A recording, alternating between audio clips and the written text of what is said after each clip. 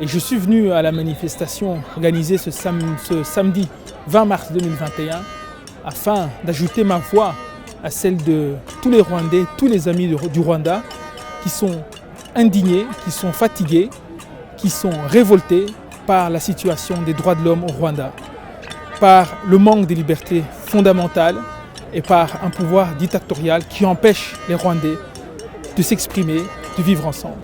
Une manifestation qui se tient dans le monde entier pour montrer à la Commission européenne qui continue à soutenir M. Kagame et son régime d'FPR qui continue à emprisonner gratuitement tous les Rwandais, à tuer et à causer pas mal de dommages et pas mal de victimes innocentes dans la région des Grands Lacs depuis les années 90 jusqu'à aujourd'hui.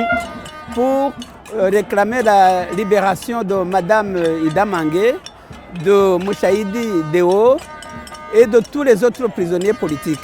Et je dis non, je dis on est là, nous, peuple rwandais, face à ces injustices.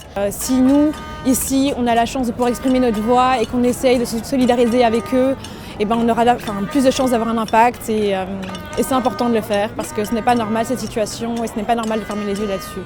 Et je suis là par solidarité pour toutes les injustices de ce régime militaire et dictatorial qui est absolument un état policier en fait, où tout le monde est surveillé constamment, où la moindre objection envoie les gens en prison ou les fait disparaître et c'est absolument insupportable. La Commission européenne continue à soutenir M. Kagame et le FPR pour leurs intérêts.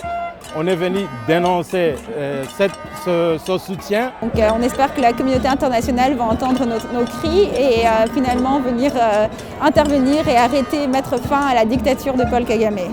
Nous nous sommes réunis, malgré nos divisions, malgré nos différences.